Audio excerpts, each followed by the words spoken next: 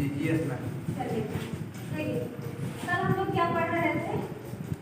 Spectrum. क्या पढ़े थे? स्पेक्ट्रम। और क्या पढ़े थे?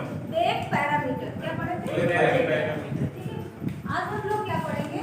इलेक्ट्रोमैग्नेटिक रेडिएशन जो होता है, कल आपको बताया गया था कि ये डुअल नेचर शो करता है। क्या नेचर शो करता है? डुअल नेचर शो करता है, मतलब कि ये पार्टिकल्स में भी होता है और वेव में भी मूवमेंट दोनों तरीके से करता है। ठीक है, तो इलेक्ट्रोमैग्नेटिक अगर रेडिएशन है तो पार्टिकल नेचर अगर शो कर रहा है तो वेव नेचर भी शो कर रहा होगा। तो पार्टिकल नेचर कैसे शो करता है, ये चीज आज हम लोग क्या करेंगे?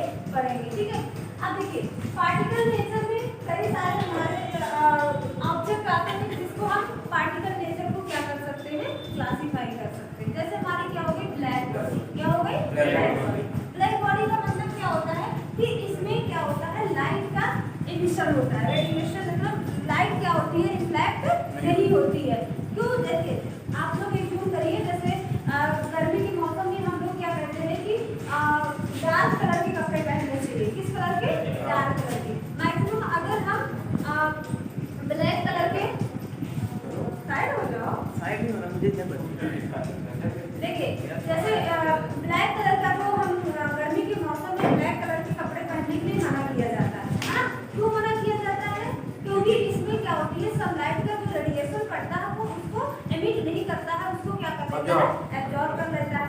लेकिन अगर जैसे घर में आप लोगों ने टोस्ट वाला देखा, जिसमें टोस्ट एक मतलब ऐसे से बना होता है ना, उसमें टोस्ट सेकने के लिए होता है ना, गैस के ऊपर रख देते हैं, है ना?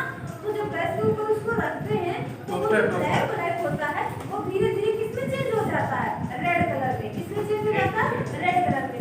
और उसको हीट कर दो तो व्हाइट कलर में, और उसको हीट कर दो तो ग्रीन कलर में, ब्लू कलर में चेंज हो जाता है। तो ये जो पार्टिकल्स का ये जो कलर चेंज हो रहा है, ये किसकी वजह से हो रहा है? पार्टिकल्स की वजह से हो रहा है। किसकी वजह से हो रहा है? पार्टिकल्स की वजह से। पहले वो ब्लैक बॉडी थी, क्या थी वो?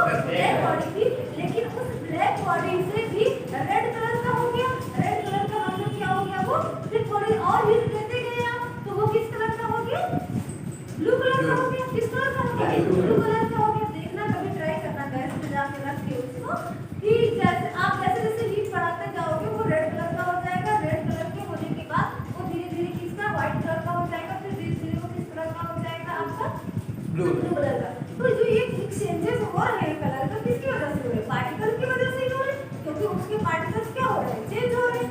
तो अगर हम देखें तो ब्लैक बॉडी में क्या? ब्लैक बॉडी को आइडियल बॉडी भी बोला जाता है। क्यों ऐसा बोला जाता है?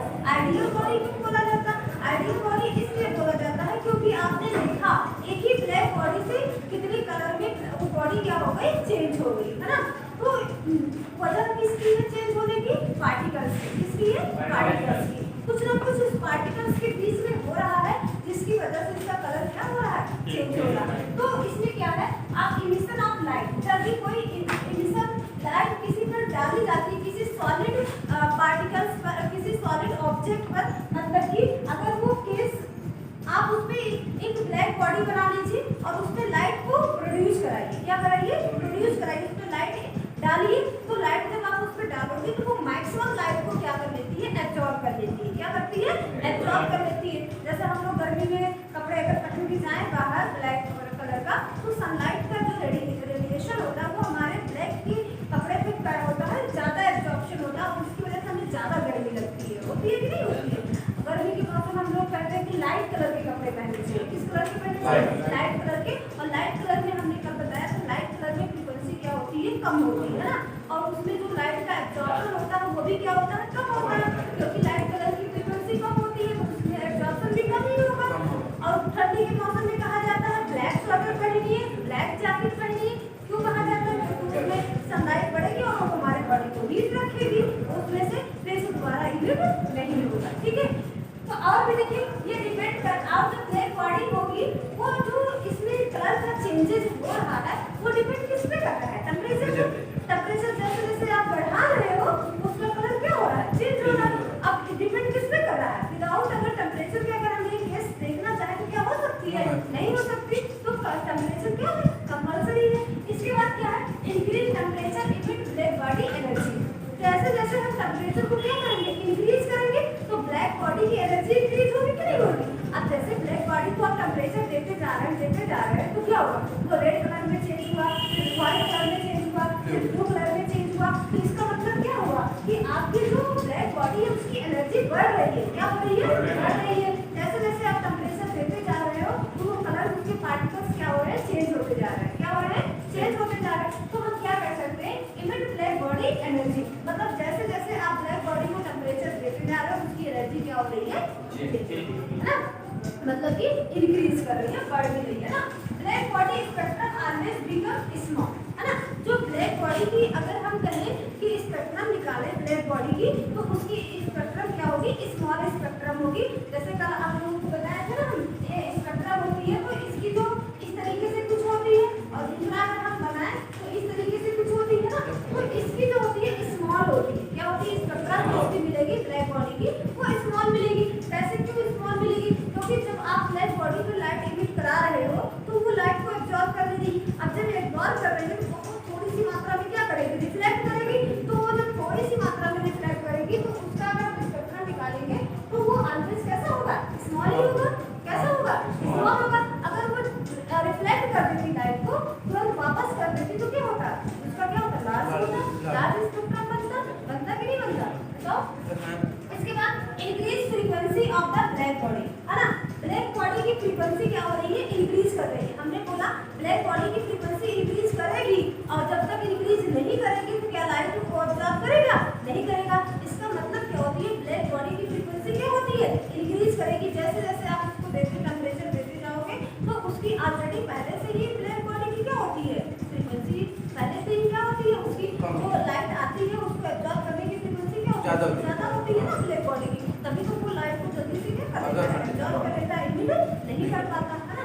और क्या है? देखिए, इंक्रीज टेम्परेचर इंटेंसिटी इनफाइनाइट ना, इनफाइनाइट इंटेंसिटी हो जाएगी। जैसे जैसे उसका टेम्परेचर आप ब्लैक बॉडी को बढ़ाते चले जाओगे ना तो उसकी जो इंटेंसिटी होगी वो इनफाइनाइट हो जाएगी। आप उसको काउंट नहीं कर पाओगे, है ना। जैसे देखिए, आपने जो फॉल्स हम लोगों ने यूज किया था ब्रेड सेकने वाला, है ना, उसको जैसे जैसे आप टेम्परेचर दे रहे हो तो वो किसमें चेंज हो रहा है? रेड कलर में चेंज हो रहा है, ब्लू में चेंज। तो इंटेंसिटी नहीं बढ़ रही है, बढ़ रही है नहीं बढ़ रही है? उसकी इंटेंसिटी अगर पार्टिकल्स की बढ़ी तभी तो वो कलर चेंज किया, नहीं तो वो कैसे चेंज करता? नहीं चेंज कर पाता ना। तो इसकी आप ऐसे देते जाइए तो इनफाइनाइट तक जा सकती है इसकी इंटेंसिटी। अब क्यों? कब तक जाएगी? जब इंक्रीज द टेम्परेचर, है ना। अब देखिए, frequency increase decrease the wavelength. अगर फ्रीक्वेंसी इंक्रीज कर रही है तो वेवलेंथ क्या हो जाएगी? कम हो जाएगी। कैसे हो जाएगी वेवलेंथ कम? देखिए, अगर आपने कहा कि फ्रीक्वेंसी इंक्रीज कर रही है तो आप ऐसे जान जाओगे फ्रीक्वेंसी इंक्रीज करेगी डिक्रीज द वेवलेंथ। वेवलेंथ क्या होती है? कल आप लोगों ने पढ़ा था। वेवलेंथ क्या होती है? बताइए, वेवलेंथ क्या होती है? वेवलेंथ को किससे रिप्रेजेंट करते हैं? लैम्डा से। किससे रिप्रेजेंट करते हैं? लैम्डा से। तो वेवलेंथ क्या होती है? बताओ, वेवलेंथ क्या होती है? लेंथ तो क्रेस्ट के बीच में क्रेस्ट टू क्रेस्ट, है ना, क्रेस्ट टू क्रेस्ट। तो अगर क्रेस्ट टू क्रेस्ट के बीच इतनी जो क्या होती है? और फ्रीक्वेंसी क्या होती है? फ्रीक्वेंसी क्या? 1/v लैम्डा होता है। C equals to v lambda। नहीं, 1/v वो लैम्डा। विस्कोसिटी होती है ना, वो विस्कोसिटी होती है। Ma'am 1/v lambda. हाँ, देखिए, अब इसमें क्या हुआ कि increase the wavelength, wavelength decrease करेगी, कब इसमें फ्रीक्वेंसी बढ़ेगी। फ्रीक्वेंसी का मतलब अब जब फ्रीक्वेंसी इसकी बढ़ जाएगी तो ये और ऐसे ऐसे हो जाएगा, होगा कि नहीं होगा? बोलो, जब फ्रीक्वेंसी बढ़ेगी फिर ऐसे ऐसे होगा तो वेवलेंथ इंक्रीज डिक्रीज हुआ कि नहीं हुआ? होगा ना। तो इस तरीके से अगर टेम्परेचर फ्रीक्वेंसी बढ़ रही है तो डिक्रीज वेवलेंथ, तो वेवलेंथ क्या होगी? डिक्रीज करेगी। ठीक है, समझ आया? अब देखिए, could not explain the shape of the black body, ना, लेकिन इस इलेक्ट्रोमैग्नेटिक रेडिएशन से ब्लैक बॉडी को एक्सप्लेन नहीं किया जा सका पार्टिकल्स के नेचर को लेकर, ना। क्यों नहीं किया गया? क्योंकि ब्लैक बॉडी, देखो ब्लैक बॉडी क्या करिए, इसके शेप में डिफरेंस। जैसे अगर ब्लैक बॉडी का हम शेप क्या करते हैं? चेंज कर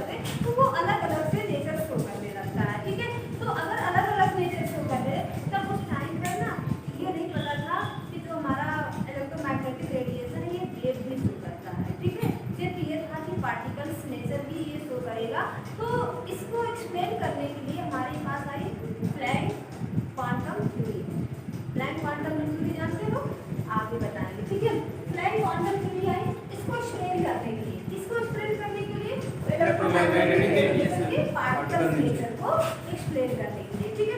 अब देखो एक चीज ये है, देखिए इंटेंसिटी और ये वेवलेंथ में क्या बना हुआ है, ग्राफ बना हुआ है ना।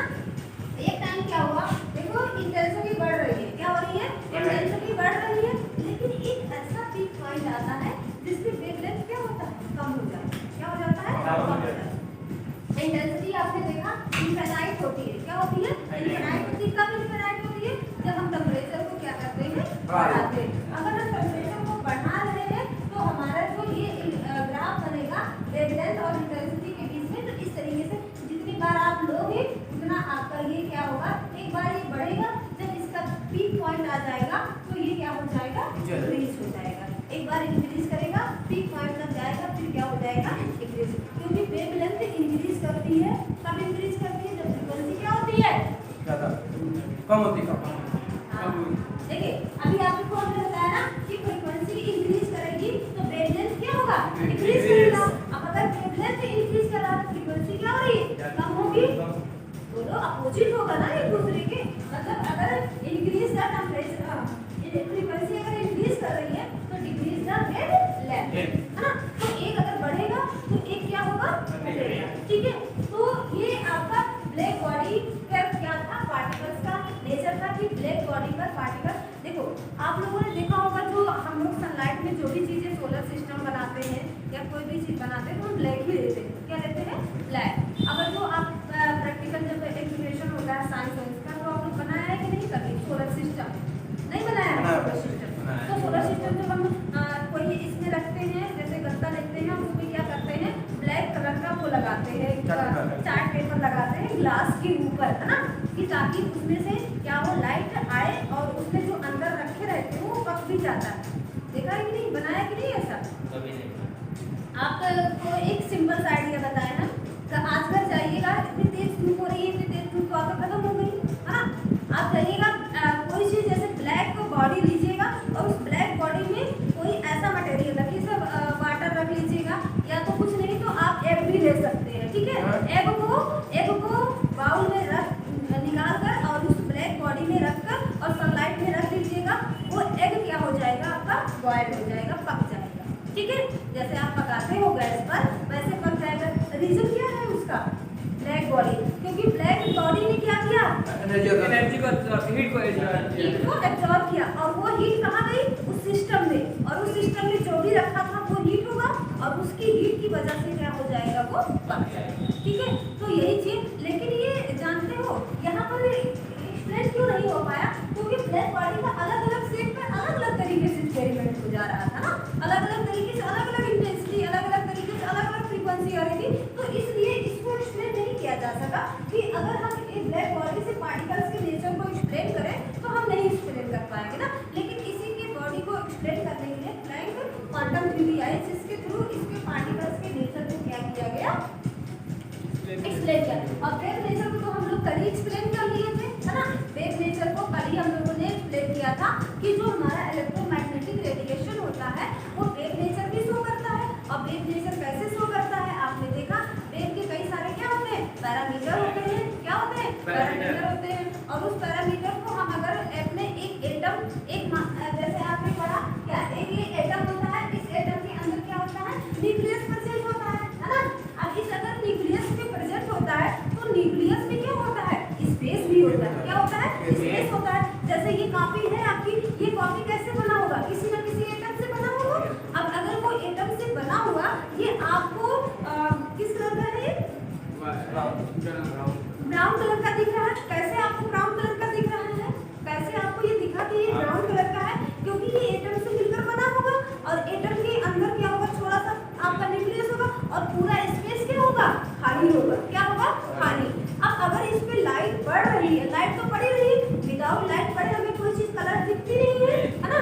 तो हमें अगर लाइट नहीं पड़ेगी तो कोई चीज हमें कलर दिखती नहीं है। और हम लोग जानते भी हैं रात में देखो कोई कलर चीज दिखती है, नहीं दिखती है। जैसे जैसे लाइट जब सुबह सुबह होती जाती है वैसे हम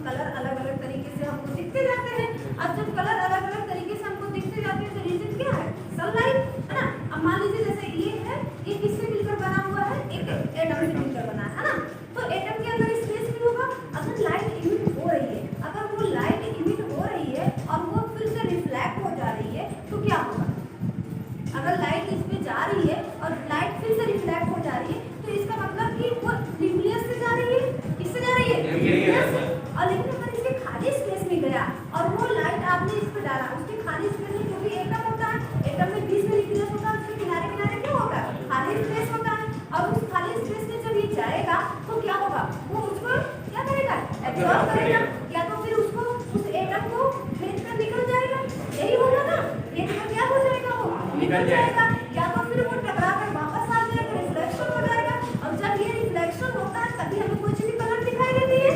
अगर रिफ्लेक्शन ना हो तो क्या हमें कोई चीज कलर दिखाई देगी? नहीं देगी, क्योंकि वो वापस चला जाएगा तो हमें पता ही नहीं चलेगा वो कैसा हो। अब जब वो रिफ्लेक्ट होता है तभी हमें कोई कलर दिखाई देती है। तो ऐसे एटम में हो रहा था। तो एटम में क्या हुआ, यहाँ पर जब लाइट डाली गई, आपने देखा होगा, लाइट डाली गई तो यहाँ से आया, अब फिर अगर इधर से निकल गया तो ये इधर से निकला तो हमें थोड़ी ना पता चलेगा कि किस कलर का है।